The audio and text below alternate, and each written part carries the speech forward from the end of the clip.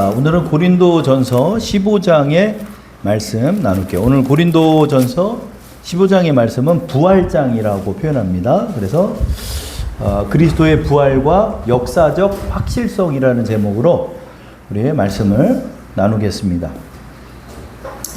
자, 우리 15장 3절부터 우리 8절까지 다 함께 합독하시겠습니다. 내가 받은 것을 먼저 너희에게 전하였노니 이는 성경대로 그리스도께서 우리 죄를 위하여 죽으시고 장사 지낸 바 되셨다가 성경대로 사흘 만에 다시 살아나사 게바에게 보이시고 후에 12 제자에게와 그 후에 500여 형제에게 일시에 보이셨나니 그 중에 지금까지 대다수는 살아있고 어떤 사람은 잠들었으며 그 후에 야고보에게 보이셨으며 그 후에 모든 사도에게와 맨 나중에 만삭되지 못하여 난 자 같은 내게도 보이셨느니라. 아멘. 자, 그리스도의 부활의 목격자를 먼저 사도 바울께서 말씀하고 있죠. 야, 이거 어디서 들은 얘기하는 거 아니다. 우리가 직접 봤다. 예수님 십자가에 못 박혀 6시간 동안 물과 피를 다 쏟으시고 죽으셔서 무덤에 들어가는 거 우리가 다 봤고 3일 동안 우리가 기도하며 주님 기다린 결과 주님께서 우리 각 사람에게 나타나셨다. 부활하신 그 몸으로 양손의 못자국과 그 옆구리의 창자국을 우리가 보여주셔서 나도 받고 쟤도 받고 10명 본 것도 아니고 500명이 있는 가운데 주님께서 나타나셔서 일시에 예수님의 모습을 다 봤다. 그 사람들 다 죽은 얘기하는 거 아니라 지금 살아있어서 우리 옆에 있는 사람도 있고 그거 보고 나이 들어서 죽은 사람도 있다. 그러나 대다수의 사람들이 지금도 살아있다 라고 사도 바울이 말씀하고 있죠. 왜 사도 바울께서 이렇게 강력하게 증언을 말씀하고 있을까요? 고린도 교회에서 사람들은 이게 다 들은 얘기잖아요. 이방 사람들은 들은 얘기잖아요. 유대는 본 얘기지만 이방 사람들은 들은 얘기거든요. 그러니까 이 고린도 교회는 이 그리스 헬라 문화와 사상에 깊이 젖어 있어요. 우리나라는 유교 문화와 불교 문화에 깊이 젖어 있잖아요. 그런 것처럼 이 사람들은 이쪽 사상에 젖어 있다 보니까 이것을 받아들이지 못하는, 아니 메시아가 우리를 구원하는 사람인데 왜 죽어? 죽으면 안 되는 거 아니야? 이렇게 얘기하는 사람도 있고, 어떻게 죽었다가 그 몸을 입고 다시 살아나? 이렇게 생각하는 거. 왜 그렇게 생각했을까요? 이 사람들은 이원론적인 사고가 많아요. 그래서 영은 거룩한데 이 죄 많은 몸은 거룩하지 않다 이거예요. 그러니까 거룩하신 메시아란 분이 어떻게 더러운 몸을 입고 오냐 이거예요. 그러니까 육신은 소멸되고 이 영은 살아날 수 있는데 그 몸을 입고 살아났다는 건 내가 못 믿겠다. 또 부활 자체를 믿지를 못하는 거죠.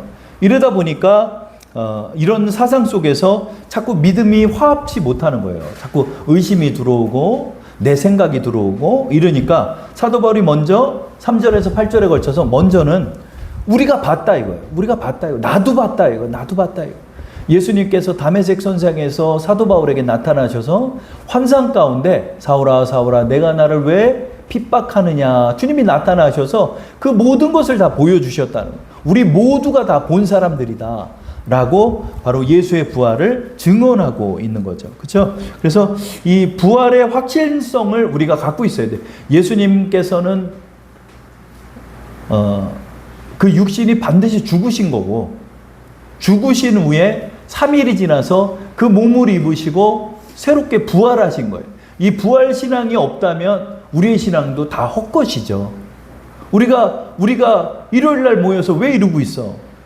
왜 이 말씀을 나눠? 이거보다 더 중요한 것이 없는 거예요. 하나님의 아들임을 확실하게 증거하셨고 예수님의 부활을 통해서 우리도 그렇게 부활할 수 있고 새 몸을 입게 된다는 걸 확실하게 믿을 수 있게 된 거죠. 예수님께서 우리에게 그것을 먼저 보이신 거예요. 그래서 우리는 그 사실을 믿고 우리의 부활도 간절히 소망하며 기다리는 사람들이 되는 거죠. 우리의 신앙의 근간이 부활 신앙에 있는 거죠. 그래서 이 부활 신앙을 확실하게 믿고 나가야 하는 거예요. 확실하게. 한 목사님이 그런 얘기를 해요. 참 제일 괴로운 게 뭐냐면 안 믿어질 때. 아무리 성경을 봐도 안 믿어지는 거예요. 이게 아무리 성경을 봐도 내가 이게 믿어지지가 않는 거예요. 이게 믿어지지가 않으니까 예수님을 못 믿는 거예요. 근데 목사도 믿어지지 않을 때가 있는 거예요. 우리 신앙이 좋은 분들도 믿어지지 않을 때가 있는 거예요. 그럴 때마다 성령을 구하며 주님 이 말씀이 믿어지게 하옵소서. 여러분 믿어지게 하는 역사보다 더 큰 게 있나요? 여러분 우리가 이것을 보지 않고도 이 말씀을 통해 믿어지는 역사, 이게 바로 성령이 임한 증거가 되는 거죠.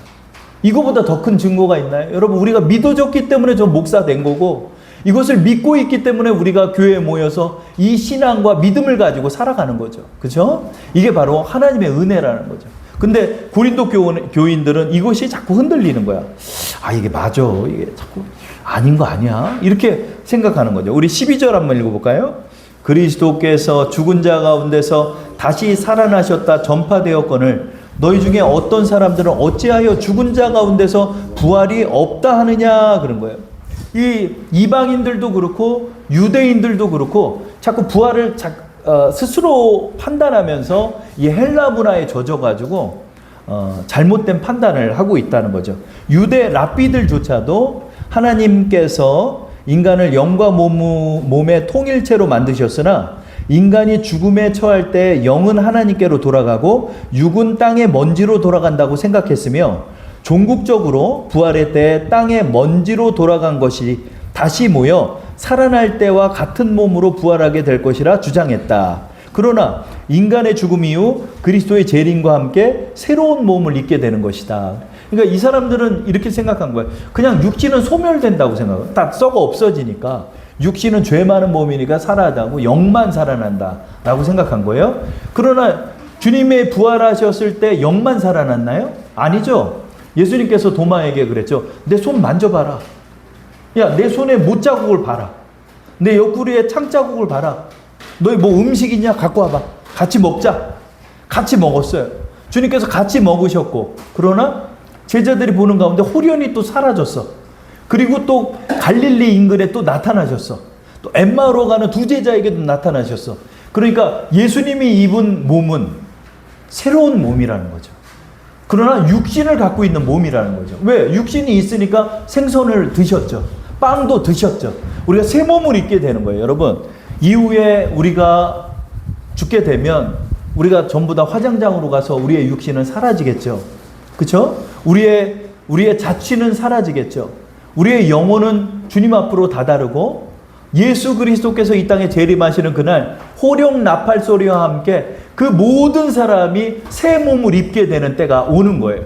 새 몸을 입어요. 그 새 몸이라는 것은 잘 모르지 뭐. 그런데 이것은 신령한 몸을 입게 되는 거예요. 우리의 육신은 여러분 연약해요. 그래서 오래 일을 하면 지치고 또 병이 들고 또 죽음이라는 것을 맞이하게 되는 이런 몸이지만, 우리의 새로운 몸은 거룩한 몸으로서 하나님께서 죽음도 없고 눈물도 없고 아픔도 없는 그러한 천사들과 같은 새 몸을 입게 되는 거죠. 그러나 이것은 또 성별이 없는 몸이 돼요.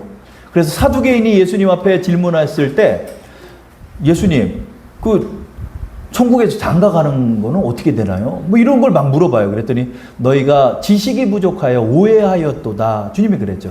우리가 천국에 올라가면 성별이 없어요. 성별은 없어요. 천사들과 같이 성별은 없지만, 이 성별이 없지만 이게 젠더라는 개념이 아니라 새로운 몸을 입게 되는 거예요. 그래서 여러분, 우리가 죄를 짓다가 죽게 되잖아요.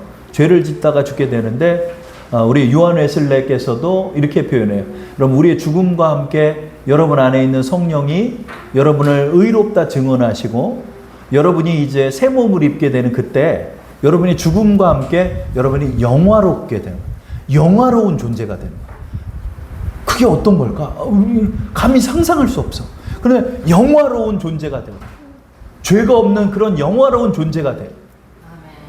근심도 없고 아픔도 없고 그냥 하나님의 그 안식의 세계 안으로 들어가는, 이 안식의 세계라는 것이 그 천국의 어떤 존재의 양식을 표현하는 거예요. 우리 천국 안에서는 영원한 안식을 누리는 거예요.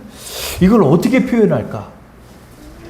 영원한 안식의 세계. 휴가를 가는 개념, 그런 개념하고는 아주 높은 그런 개념이죠. 그래서 영원한 안식을 누리는 거예요. 천국에서는요, 가만히 있어도 그렇게 기쁜 거예요. 하나님과 함께 우리가 거하는 그 천국은 정말로 경이로운 영원한 안식을 누리는 세계가 되는 거죠. 우리가 거기에 걸맞는 육신을 입게 되는 거예요. 근데 이거를 못 믿는 거야. 이게 사실은 여러분 너무나 영광스럽고 우리가 정말 기다리는 바예요. 기다리는 바예요. 그쵸? 제가 여러분 앞에서 이런 얘기하면 그렇지만은 저도 이제 50이 넘었으니까 이제 늙는 걸 경험해요. 늙는 걸 경험해. 어제 여기 부항 뜨고 뜸 떴어. 좀 뭐 좀 들고 그랬더니 또 여기 어깨가 아파. 그래서 여기 뜸 좀 떠줘. 뜸 뜨고 부항 뜨고 침 맞고 병원 다니고 쩔뚝쩔뚝 거리고 그렇죠? 그러나 여러분 우리가 영원한 안식의 세계 우리 하나님의 나라에 임할 때는 그 새 몸을 입은 그런 존재가 되어서 이 쭈글쭈글한 이 주름살도 사라지고 우리 예수님과 같이 변하니까 30대 정도의 모습으로 싹 변환되는 거예요. 거기 아브라함 만났는데 아브라함이 되게 젊대. 아브라함. 이사야도 그렇게 젊고 다 젊은 모습으로 만나서 우리가 서로를 축하하고 서로 기뻐하며 우리 영원히 주님 앞에 예배드리는 그날이 오는 거죠. 이것을 소망하면 되는 문제인데 고린도 교인이 못 믿는 거예요. 믿지를 못하는 거예요. 자꾸 흔들리는 거예요. 그렇죠? 그러니까 이제 이 부분에 대해서 이제 사도 바울께서 논증하여 주시는 장면을 우리 한번 보게 되죠. 자, 20절부터 28절까지 우리 다 함께 합독할게요. 시작. 그러나 이제 그리스도께서 죽은 자 가운데서 다시 살아나사 잠자는 자들의 첫 열매가 되셨도다. 사망이 한 사람으로 말미암았으니 죽은 자의 부활도 한 사람으로 말미암는도다. 아담 안에 모든 사람이 죽은 것 같이 그리스도 안에서 모든 사람이 삶을 얻으리라. 그러나 각각 자기 차례대로 되리니 먼저는 첫 열매인 그리스도요, 다음에는 그가 강림하실 때 그리스도에게 속한 자요, 그 후에는 마지막이니 그가 모든 통치와 모든 권세와 능력을 멸하시고 나라를 하나님 아버지 하나님께 바칠 때라. 그가 모든 원수를 그 발 아래 둘 때까지 반드시 왕노릇 하시리니 맨 나중에 멸망받을 원수는 사망이니라. 만물을 그 발 아래 두셨다 하셨으니 만물을 아래에 둔다 말씀하실 때 만물을 그의 아래에 두시니가 그 중에 들지 아니한 것이 분명하도다. 만물을 그에게 복종하게 하실 때에는 아들 자신도 그때 만물을 자기에게 복종하게 하신 이에게 복종하게 되리니 이는 하나님이 만유의 주로서 만유 안에 계시려 하심이라. 아멘. 그러니까 예수님의 부활의 의미가 아담 때문에 죄가 들어와서 우리 인간의 육신이 이제 죄된 육신이 돼서 죽음을 맛보게 됐잖아요. 그런데 예수님의 부활을 통해서 우리도 그 부활을 따라갈 수 있게 된 증거가 됐다는 거예요. 이 부활이라는 의미가 예수 그리스도의 부활을 통해서 우리도 그렇게 됨을 예수님께서 보여주시는 거예요. 그래서 여러분 확실하게 우리가 그렇게 되는 거예요. 왜냐하면 예수님의 부활이 있었기 때문에 우리도 호령 나팔 소리와 함께 호련히 우리의 육신이 새 몸을 입게 되는 그날이 오는 거예요. 그날이 딱 올 때는 그 새 몸을 입고 영화로운 존재가 되어서 영원한 하나님 나라에 들어가 영원 복락을 누리는 때가 온다는 거죠. 그리고 지금은 하나님께서 통치와 권세를 이 땅에 주셨지만 그 통치와 권세를 이제 거두시고 이제 만왕의 왕이 되시는 예수 그리스도께서 온 세상의 만왕의 왕으로 통치하시는 그날이 온다는 거죠. 그러므로 너희도 그날에는 왕노릇하게 될 것이다 라고 우리에게 말씀하시고 또 이 죄된 지구와 온 우주 만물은 사라지고 새 하늘과 새 땅이 임하는 날이 오는 거예요. 여러분 이 온 세상의 존재는 전부 다 사라지는 거예요. 그래 신천지가 그 말이에요. 이 땅에 예수님께서 지상재림을 하시고 백보자 심판 가운데 심판하신 이후에 새 예루살렘이 임하고 이 온 세계, 이 죄된 세계, 저주받은 이 땅들은 모두 다 사라져버리고 하나님께서 새롭게 건설하시고 새롭게 창조하시는 신천신지의 세계가 온다는 거예요. 그거를 저 사람들이 신천지라고 해서 다 배려버렸는데 새 하늘과 새 땅이 임하는 거예요. 새 하늘과 새 땅에서 새 몸을 입은 우리 모두가 왕노릇하는 그때가 오는, 이건 어마어마한 영광이에요. 어마어마한 영광이에요, 여러분. 여러분. 어마어마한 영광이에요. 이것을 우리가 바라보는 거예요.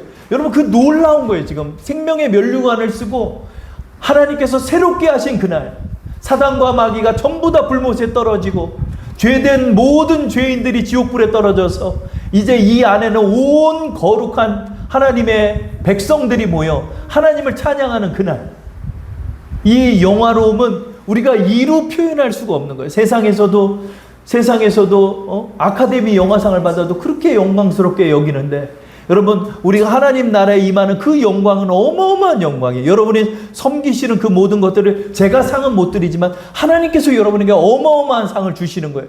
작은 소자에게 물 한 그릇 떠준 것서부터 목숨을 바쳐 주님 앞에 순교한 모든 영혼에 이르기까지 그들의 상받음이 하나님 앞에서 모두 다 이루어지는 그날이 오는 거예요. 그래서 여러분의 섬김은 무의미한 것이 아니라 영광스러운 것이 되는 것입니다. 우리에게 하나님께서 그것을 말씀하는 거예요. 야, 이 부활은 예수님께서 우리에게 증거하신 것이다. 너도 호련한 나팔 소리와 함께 주님 앞에서 그렇게 새 몸을 입게 되는 날이 오는 것이다 라고 우리에게 말씀하여 주시는 거죠. 자, 부활을 우리의 일상 속에서, 그러면 이 사람들이 그렇게 얘기를 해도 믿지를 못하니까 일상 속의 예를 통하여 논증하여 주죠. 그래서 사도 바울의 말씀을 이 변증적이라고 표현을 해요. 그래서 반대되는 역부로의 이야기도 하고 정으로 되는 이야기도 해서 자신의 논증을 이렇게 말씀하고 있죠. 그래서 굉장히 유려한 문체라고 표현해요. 사도 바울은 이렇게 배운 사람이니까 이게 이제 유려한 그 논증이 되고 있는 거죠. 예전에는 그냥 그랬죠. 믿어! 그랬잖아요. 믿어! 네, 사탄 들었구나! 이랬는데 사도 바울은 이것을 논증하고 있죠.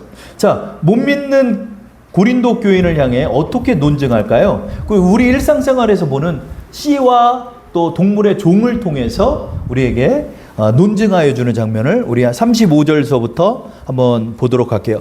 누가 묻기를 죽은 자들이 어떻게 다시 살아나며 어떤 몸으로 오느냐 하리니, 어리석은 자여, 내가 뿌리는 씨가 죽지 않으면 살아나지 못하겠고 또 내가 뿌리는 것은 장래의 형체를 뿌리는 것이 아니요 다만 밀이나 다른 것의 알맹이 뿐이로되 하나님이 그 뜻대로 그에게 형체를 주시되 각 종자에게 그 형체를 주시니라. 육체는 다 같은 육체가 아니니 하나는 사람의 육체요 하나는 짐승의 육체요 하나는 새의 육체요 하나는 물고기의 육체라. 하늘에 속한 형체도 있고 땅에 속한 형체도 있으나 하늘에 속한 것의 영광이 따로 있고 땅에 속한 것의 영광이 따로 있으니 해의 영광이 다르고 달의 영광이 다르며 별의 영광도 다른데 별과 별의 영광도 다르도다. 죽은 자의 부활도 그와 같으니 썩을 것으로 심고 썩지 아니할 것으로 다시 살아나며 욕된 것으로 심고 영광스러운 것으로 다시 살아나며 약한 것으로 심고 강한 것으로 다시 살아나며 육의 몸으로 심고 신령한 몸으로 다시 살아나나니 육의 몸이 있은즉 또 영의 몸도 있느니라. 그래. 야, 너희들 씨 봐라. 씨 어떠냐? 이렇게 동그랗잖아. 근데 그 동그랗고 조그만 씨를 땅에다 심고 물을 주면 어떻게 되냐? 그 씨가 죽지 않냐, 땅 속에서. 근데 죽으면 그 씨가 동그란 씨로 자라나냐? 아니잖냐. 장미 씨는 장미꽃을 피우고, 그 다음에 이쪽에 라일락은 라일락 꽃을 펴서 향을 드러내고, 소나무의 씨는 그 씨는 사라져 없어졌는데 갑자기 소나무로 자라나기 시작하고, 이런 것과 같이 씨가 죽어서 새로운 형체를 갖는 것처럼 너희의 육신이 죽었을 때 새로운 형체를 갖는 것이다. 그것이 바로 하나님이 주시는 거룩한 육신을 얻게 되는 것이다. 이렇게 씨를 통해서 우리에게 비유의 말씀으로 이해를 돕게 말씀하는 거죠. 이것은 예수님도 그렇게 하셨죠. 씨 뿌리는 자의 비유를 통해 우리의 일상 속에 눈으로 볼 수 있는 모든 예를 통하여 우리의 이해를, 신령한 것의 지식을 얻는데 이렇게 말씀하여 주셨죠. 그래서 씨를 봐라. 씨를 한번 생각해 봐라. 이 씨가 어떻게 이 씨인데, 이 씨가 땅에 들어가서 분명히 썩어 없어졌는데, 없어져서 사라지는 게 아니라 어떻게 소나무로 피냐? 어떻게 이 씨가 어떻게 장미꽃이 피냐? 새로운 형체를 갖지 않냐? 이와 같이 너희의 몸도 그렇게 되는 것이다. 너희가 죽어서 땅에 묻히면 너희의 육신은 이제 수십 년이 지나 썩어 없어져 사라지고 흙으로 변하겠지만 너희가 사라지는 것이 아니라 하나님이 주신 새로운 몸을 입고 새로운 모습으로 부활하는 때가 오는 것이다 라고 말씀하죠. 또한 너희가 각 동물과 이런 모든 것들의 종이 있지 않냐. 사람의 태에서는 사람의 종이 태어나고 동물의 태에서는 동물이 또 태어나고 코끼리의 태에서는 코끼리가 태어나는 것처럼 너희가 부활하는 형체도 각각 다를 것이다. 뭐가 달라요? 뭐 어떤 사람은 뭐 어떻게 2m로 부활하고 어떤 사람은 1m 80으로 변하고 이런 말인가요? 그런 뜻이 아니라 형체가 자라나지만 모든 것이 다 생물이기는 하지만 그 종이 있는 것처럼 너희가 다 부활해서 똑같은 거룩한 몸을 입고 있겠지만 그들의 영광이 다 다르다는 거예요. 영광이 다르다는 거예요. 해의 영광이 다르고 달의 영광이 다르고 별의 영광이 다르다는 거야. 여러분 해의 영광은 어때요? 해 어때요? 요즘 우리가 해의 영광을 많이 보죠. 35도까지 얼마나 뜨겁습니까? 활활활활 타오르는 그 광명체가 빛나는 태양보다 더 빛나는 광명체가 없잖아요. 이런 것처럼 그렇게 빛나는 영광을 입은 자도 있다는 거예요. 하나님을 그렇게 섬기고 그런데 이들은 대부분 순교한 영혼들 하나님 앞에 순교의 영성을 가진 이들이 그렇게 영광을 받는다는 것이 있어요. 그리고 주님께서 우리에게 또 힌트를 주셨죠. 뭐라고 그랬죠? 너희가 섬기는 자가 큰 자가 될 것이다. 그렇게 주님 말씀했어요. 야, 예수님의 우편에 누가 앉아요? 그랬더니 예수님이 너희는 그 사람의 종이 되는 자가 가장 큰 자다 라고 말씀하셨죠. 여러분 이렇게 섬기고 이런 모든 것들이 여러분에게 영광이 되는 거예요. 부활은 같은 종으로 거룩한 종으로 우리가 부활하는 형체를 입겠지만 하나님의 영광은 각각 부여를 하는 거야.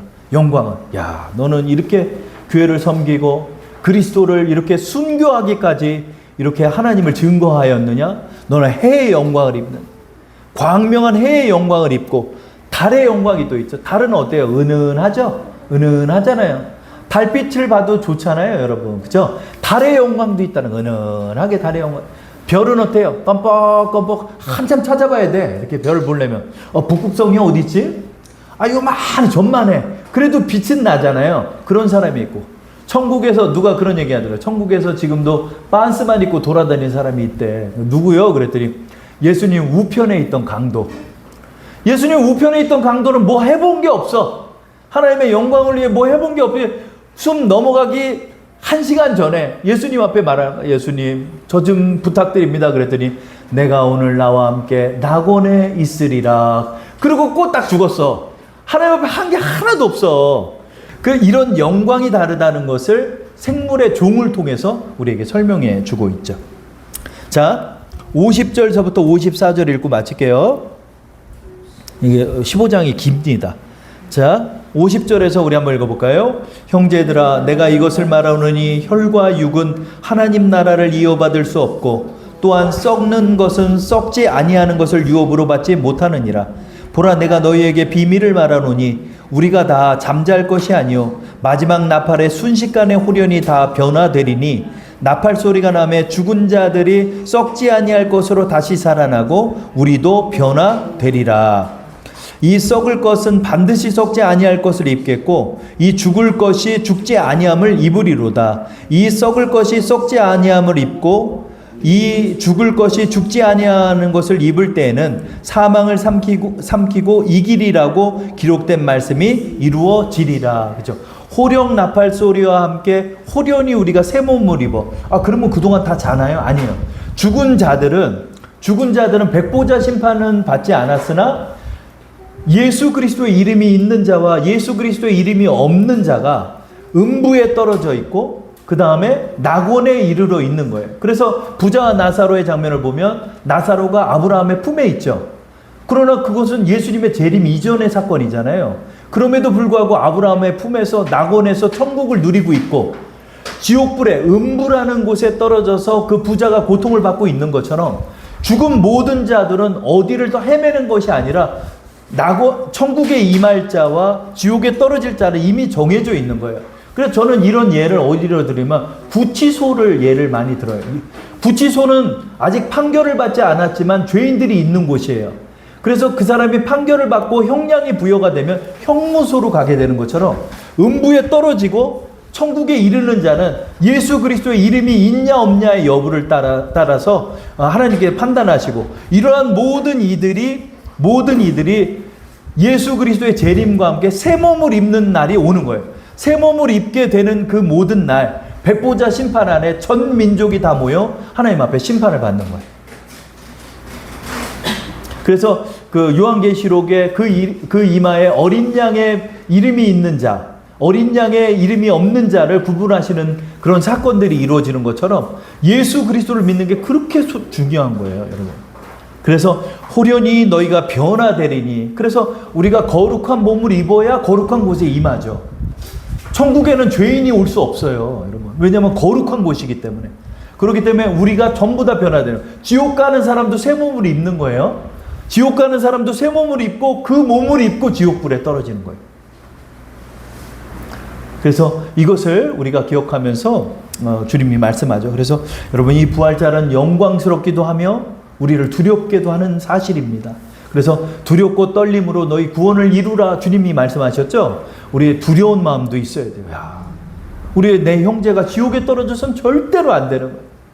지옥에 떨어져서는 절대로 안 되는 거예요. 우리가 이 사실을 기억하면서 우리는 이것을 믿고 있는 사람들이잖아요. 그러므로 여러분, 우리가 이 복음의 사실들을 전하고 우리가 천국에 이르는 그날까지 해의 영광을 바라보면서 생명의 면류관이 우리에게 부여될 그날까지 전진하는 우리 여러분 되기를 축원합니다.